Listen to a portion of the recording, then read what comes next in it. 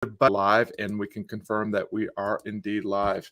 Welcome, everyone, to Creative on Purpose Live, insightful conversations with inspiring difference makers to help you live your legacy and endeavors that matter. I'm your host, Scott Perry, Chief Difference Maker at Creative on Purpose. If you're ready to fly higher and the difference only you can make, visit creativeonpurpose.com and sign up for our newsletter.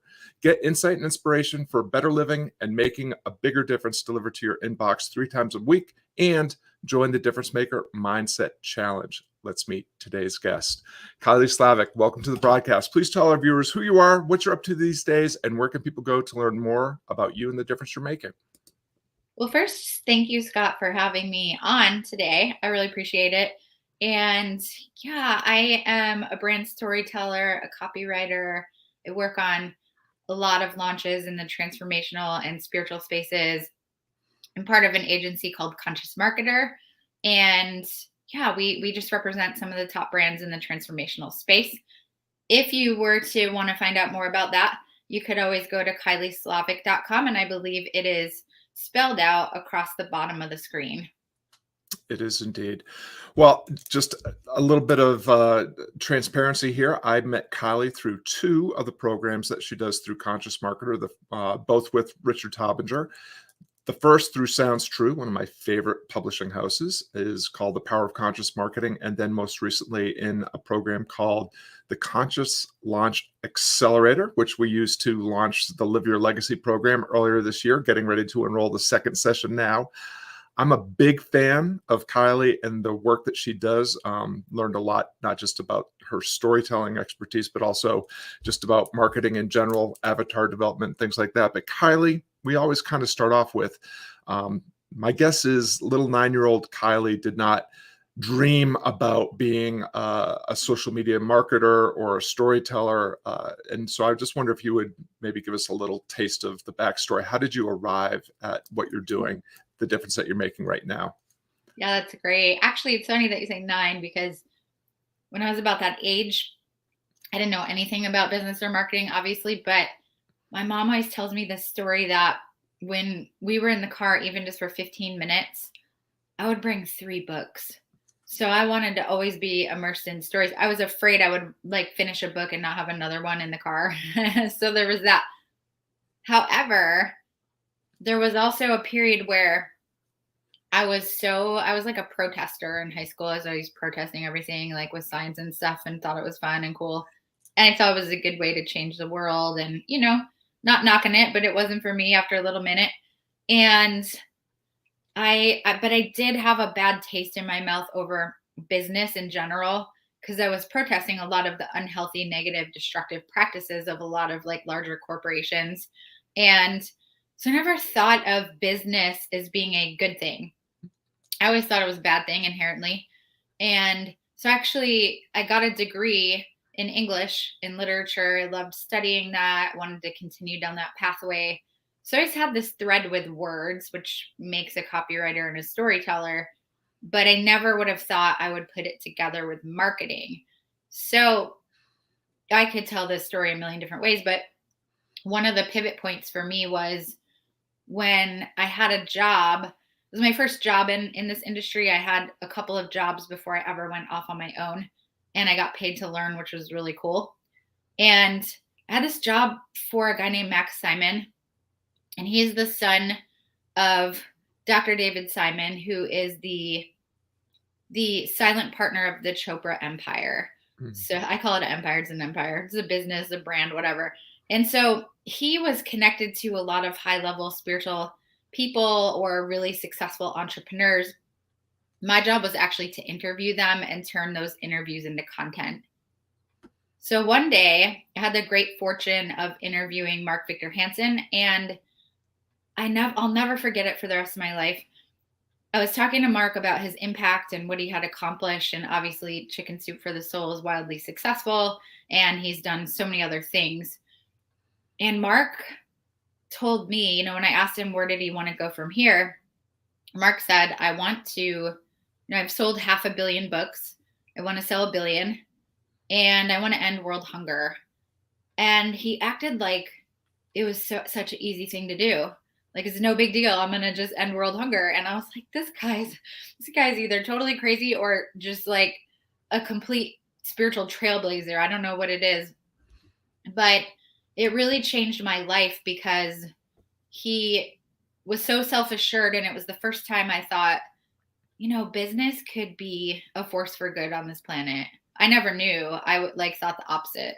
So I got very excited about that and started kind of just putting together pieces of what I was good at, which was writing and telling stories and translating it into marketing, because my belief is that marketing is just communication. So I always tell people, don't even think of yourself as a marketer. Most of our clients don't want to anyways. So I just try to give them permission to let that go and just to think of themselves as being of service, communicating. And Richard and I, of Conscious Marketer CEO, we just try to teach that. Like, how do you talk to people? How do you speak to them? What do they need to hear to get excited and inspired? And so it goes on and on from there. I love that. One of the things that I brought into the workshops that I did with you and Richard was a background with Seth Godin in the marketing seminar, where I overcame my distaste of marketing by framing it as telling true stories to people that need you to show up in their life so that their lives can be transformed and enhanced by your work. And that really melded nicely with this whole idea of conscious marketer. And so I would love for you to just, I mean, you mentioned how inspired you were by the vision of your, one of your early employers. And that seems to be a piece of the, maybe what it means to be a conscious marketer or be the head of a conscious business. How does the consciousness play into the way you and Richard approach what you're doing? Sure. And in some ways, the word conscious can be very overused. And I think people don't even really know what it means anymore. So, especially in marketing, there's so many people that say that. But I think for me personally, and I can't speak for Richard, but for me personally, I believe it's this idea that you're actually empowering the person who is looking at, reading, feeling out your stories, your content, your education, your tips, your strategies, and they're not feeling pushed or coerced into making a decision. They feel like you're laying everything out, you're sharing everything, you're telling everything that they need to know, and then you're not really applying pressure. You're just allowing them to make a decision that's best for them. And I had somebody on a call yesterday for our group program that you mentioned, and she was saying, I've been watching you guys for 3 years, and then I finally decided to dive in. I didn't even know who she was, but there's just so many people out there that are kind of taking a look and seeing, can I really trust these people? Are they really honest? Are they who they say they are? And so it's allowing people to kind of go through their own process of coming to a choice. Whether that choice is no or yes doesn't matter. Has to carry equal weight, because it really allows them to be in the empowered position and not me as the marketer. Of course, I'm in an empowered position as a marketer because I'm just speaking my truth, but I'm not trying to have a power over dynamic with the people who are listening to what I'm saying. Mm, mm. Well, and you mentioned empowerment, and that seems to be a really important piece of the process. One of the things that I really witnessed you and Richard doing in the workshop is helping people see and step into their power to connect with the right people and get their message, heard, and enroll people who will invest in the journey that these conscious marketers, these conscious business owners want to take them on. And I'm also wondering about I love that you referenced the story back to being 9 years old, because in some ways I think one of the things that we do in the Live Your Legacy program is when we are trying to reconnect people with what their purpose might be and what are the skills and talents, the things that the hard skills and the soft skills that are just basic human skills, real skills. When you think back to childhood, oftentimes it's just a matter of reconnecting with the things that used to really light you up as a kid. And you mentioned reading was really important to you. Story was really important to you. And somehow, even though I know you did several different things along the way, now story is you're still the nine-year-old girl in the back seat with her 3 books, uh, looking to connect through story. And this whole idea of consciousness and connection, communication, collaboration, these are all just basic human impulses, needs, and necessities. So in your journey to become to be successful as a conscious marketer, I'm imagining that there were also some missteps, mistakes, or failures, or things that felt that way. Maybe at the time, maybe they were opportunities in disguise. And a lot of the folks that are tuning in are like you, trying to emerge into whatever it is that they feel they should be, or what destiny feels they should be becoming. What I just wonder if you'd share one of those moments of what appeared to be a mistake, a failure, or a misstep that you flipped into an opportunity, or at least a learning experience that would help inspire other people to keep navigating through the challenges. Ha, there's so many, but the one that I remember the most, because this is probably the most embarrassing, was my friend Mike Hill. He actually has a Facebook group called, I think it's Conscious Marketer or something. It used to be Internet Marketing Super Friends. It's probably the biggest marketing Facebook group, and he's just been around forever. So he rarely promotes anybody inside his group. But he got this like just intuition one day that he was supposed to help me. And so I was promoting this webinar, and he promoted it in his group. This is like when I was at ground zero. All I had was a lot of information, but I didn't have a business really. I was leaving jobs and things of that nature, and I was kind of venturing out on my own. And so I decided to launch this course. It was actually about launching, because I had been overseeing and managing launches for quite a while.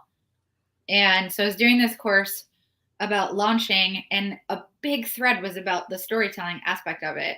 So it was like, hey, you might find all of these different ways of launching, but if you don't have the right story, it's not going to work. And I decided to do this webinar. I'd never given a webinar. And this is great. Mike, I think I had like 500 people on my email list, because it was just people coming to my website and opting in. And I've never tried really to build my website email list. And so I had a really small email list. And then he sent me maybe 500 opt-ins from one post in his Facebook group, which is pretty phenomenal. And all of a sudden I have all his people on this webinar. And I'm like, I got to do a good job, because he really, he never promotes anyone. And there's all these like OG marketers in there, and they're all really smart, and they're all multi-million-dollar companies. And so I do the webinar, it doesn't convert. And he called me after, and he's like, Kylie, you just gave a webinar about the importance of storytelling, but you didn't tell any stories. And I was like, oh my God, you're right. So I did that webinar 5 times during that launch period, because I was trying to get better at it, and different people could come at different times. And I just kept repeating it. Started adding stories. It got better. I did kind of like save the launch. I think I got 35 or 40 people into that program. It was $997 program. My first time trying to do it. But it was just, sometimes I think the learning is, and this probably applies to every one of us, the learning is really about when we're so close to something, we can never see it. Mm-hmm. So I was thinking, people will understand through examples why story is so important. And I'm just going to tell them that way. And I'm not going to say anything else. And it was like a big epic fail. It was awesome. I'm so glad it happened. I mean, not for him, because I'm sure it was, not great for him. However, he really didn't care. I love that. It's amazing how someone like you is able to see so clearly what is hanging somebody else up, or the mistake that someone else is making, but when it's time to see how we're getting in our own way, we almost never can do that. That's why it's so important to do this kind of work in community or in partnership. You mentioned vision a little while ago, being inspired by someone else's vision. You mentioned vision in what you were just sharing. Just curious, does Kylie Slavick have a vision of the world that she is co-creating through Conscious Marketer, or the work that you're just doing out in the world? Absolutely. And honestly, sometimes my vision is just to be a good human, quote unquote good, because none of us are purely good, I suppose. But just to interact in my daily life in a way that matters. Sometimes it's like as simple as that.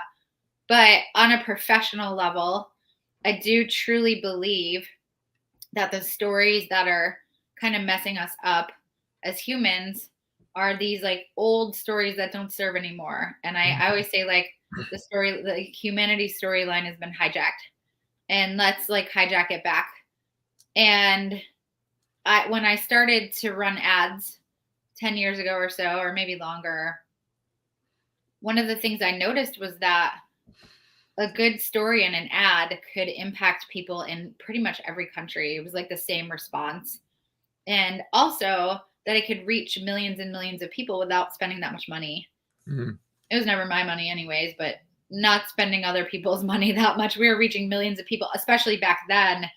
It was only a matter of like $1,000 to reach millions of people. These days, probably quite a bit more than that. But I just realized like never before in history have we had that opportunity with like broadcast radio and newspapers and magazines. It was kind of one voice being represented, and there's always an agenda with that. And so I started to think about the power of advertising, because it's something that is so widespread that it's very deeply embedded in our unconscious subconscious mind. And so I thought, what if we could use the power of advertising, inject it with positive empowering stories, and start circulating that. And I found out it only takes 5% of human consciousness to change to, it's like that hundredth monkey theory. That's the actual number. So I, at that time when I heard it, I did the calculations. I found out it's 380 million people. And I thought that's really not that many, because I had already reached millions of people with ads. So I thought all you have to do is turn an ad on, and spend a certain amount of money. You can change everything. So really that's why we work so hard at what we do, so that we can empower people that have good intentions for the earth, for the planet, for humanity, for the culture, to step forward and really have their voice be heard. And hopefully that'll level out the playing field. I did hear one time that you should have a vision that you could never accomplish in your lifetime, so that after you die, people are continuing to work towards it. And I kind of think that's what my vision is like, because I don't actually anticipate being able to accomplish all of that in my lifetime. So I'm also trying to spread that vision so other people pick up on it too, as well. Mm. Yeah, well, I would definitely agree with that. One of the things that we do at Creative on Purpose is help people craft their vision, and we encourage them to do something so big, bold, and audacious that it can't be achieved in their lifetime, because that's what inspires other people to get involved and to continue the work beyond. And I always think of the Martin Luther King speech, where he talks about his vision of the world, where there's racial harmony and equality. And he says in the midst of that, I may not get there with you. He realizes that what he is co-creating, what he is moving towards, is something that won't happen in his lifetime. And that's one of the reasons why I think so many people were inspired to continue the work after his, tragic murder. So I love that. And I love that what I'm hearing in the way that you're crafting your vision is, we have, I, I believe that story is how we make sense of the world. And Absolutely. you can choose your future by just changing your story. And, but we also love our stories. We cling to our old stories, even when they don't serve our health and happiness. But one of the ways that we can change is by creating and living into a better story, one that does promote our health and happiness. And I know that you have a lot of expertise in storytelling, not just in marketing, but in your experience as a slam poet and other things. Are there any tips that you would give our viewers just around if they want to start baking a little more story into, even if it's just sharing their ideas on social media or their blog posts or in their ad copy? Are there any Absolutely. tips that you would be willing to share? Well, I think just to speak into what you said about not wanting to let go of the story, I think we have to look at the fact that we are unfortunately still driven by the reptilian part of the brain as a culture, even though we don't need to anymore. We haven't Mhm. evolved beyond it. And I actually think that storytelling is a part of guiding us to move beyond it and moving to the sort of higher functioning parts of the actual brain. So, neuroscience of story is something I've studied a lot. And that was the first thing that kind of caught my attention of what you said. In terms of tips, I think, yeah, just like get out there and tell stories. There's a concept or a phrase, I suppose, called like the water cooler story. And it's this idea that, let's say we're in an office building and everybody on a Monday congregates around the water cooler, and they all start telling stories of what they did over the weekend. And I really like that because that's how they connect, that's how they understand each other. And it reminds me that we're all natural storytellers. It's what we do when we get together. For some reason, when we go online with it, people trip up. They're like, it's got to sound this way, it's got to be that way. And my belief is you already know how to tell a story, so just do that. And for those who want a little more strategy than that, although I think the first thing I said is probably the most important thing I could say, there's also this idea of looking at where your audience, where your potential clients, potential customers, whatever it is, looking at where they're at, like where they're truly, truly at in their life, and looking at where they want to be, Mm. and kind of finding that journey from A to B. Like, where are they at? Where do they want to be? What are those obstacles? What are those challenges? Why are they not where they want to be? Like, all of that is something that we want to kind of look at. And a lot of people ask me, if the story is about that, if the story is about them and they're the hero of the story, because people say that in marketing storytelling trainings, then how can it be about me? How could I tell my story? And I believe if we really think about them and where they're at and where they want to go, then we're also, if we plug in our personal details, we are excuse me, making it about them, because we are telling their story through our own lens. So that's another thing that you can kind of start to think about, like, where are they? Where do they want to be? Why are they not there? Have they tried before to be there? And all of that. Well, and one of the things that I've really noticed from just following you on social media since we first connected is you weave. I mean, you tell some great stories just in your basic Facebook post, but they often involve a vulnerability that I think most of us are allergic to. We think that when we're on social media, we have to paint the perfect picture of the person that really is confident and certain about what they're doing.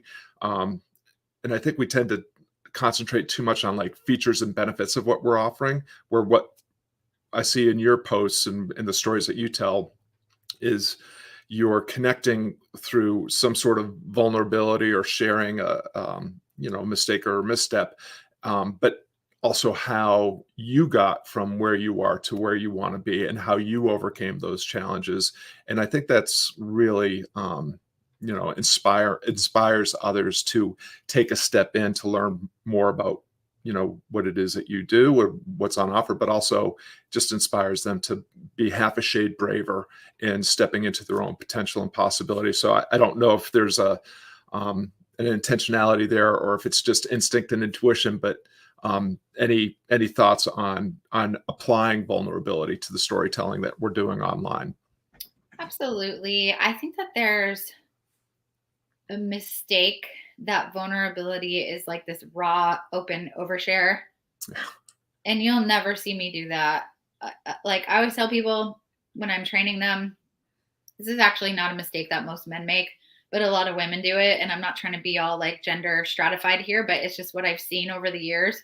And it's not because they want to do it, it's because they think they have to do it. Mhm. And they hear like, tell stories, be real, be vulnerable. And I always tell them, I say, listen, you save that story for your therapist, for your best friends, that's the appropriate place for it. But I think what we're really looking at accomplishing in this situation is showing our human side. So if we have success, if we have wins, if we have results, if we have strategies that we want to share with people, nobody actually cares about them unless they can see how did we get there? How did we get there? They want to know, how did we get there? And if there's no flaws in the story, there's really actually just no story. Mm. Even with like the most powerful characters in film, um, like Braveheart, he was William Wallace. He was like this just like burly guy who could kill me with one hand. He still had weaknesses and he still had things he needed to overcome. He was arrogant, he was stubborn, he didn't want to do what he was meant to do, all these things. And then through the actual story itself, he became who he was meant to be. And that's the story that everybody resonates with, because that's how our brains are, that's literally what our brains are wired to resonate with. So that's why I do that story over and over and over and over again, because it's ingrained in me and it's ingrained in other people. And I've tried to just speak inspirationally from a place of success, and it just falls flat. People don't want to hear it. Yeah. Well, I appreciate that. And I love what you were saying earlier too about just, we are creatures that, your brand is with Richard is a conscious marketer, and more than 80% of our lives is lived unconsciously or subconsciously. We are oftentimes just living things out of routine or habit or default programming in reaction to the stimulus around us, driven, as you said, by the lizard brain. But we can, through storytelling and through other things, bring consciousness into the conversation, and then find a healthier way to navigate our way through things. And story really does that super powerfully.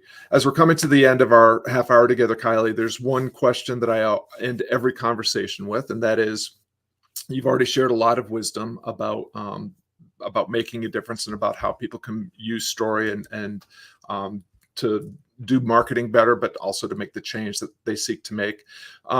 If there was just one final encouragement that you would leave listeners with who, like you, want to continue to fly higher and the difference only they can make, what is one last tip, quote, maxim, or exercise that you would share with them? Absolutely. Well, I would just say your greatest asset in achieving everything you want to achieve is going to be your story. There's no way around it. And so even if you're scared, even if you think you don't have a story, all of these things, nobody wants to hear it. It has to be intense and crazy and wild. It doesn't have to be. So just find that one way that you can express your humanity and start to express it. And you will see a difference, I believe. Yeah, I love that. It goes really well with your advice to just tell stories. We're natural born storytellers, each and every one of us. So I love that. Well, Kylie, thank you so much. And we want to thank you, everyone, for tuning in. Kylie and I really appreciate you lending us some of your valuable time and attention. We hope today's broadcast motivates you to take a bolder step into possibility, living your legacy. You can learn more about Kylie and the difference that she's making down there at kylieslavick.com. And it's always great to see you, of course, at Creative on Purpose as well. If you're listening on iTunes, please consider leaving a 5-star review. And now, take the insight and inspiration from this conversation and fly higher in the difference only you can make. Kylie Slavick, thank you so much for sharing your insight and inspiration with us today. Thank you. Thanks for having me.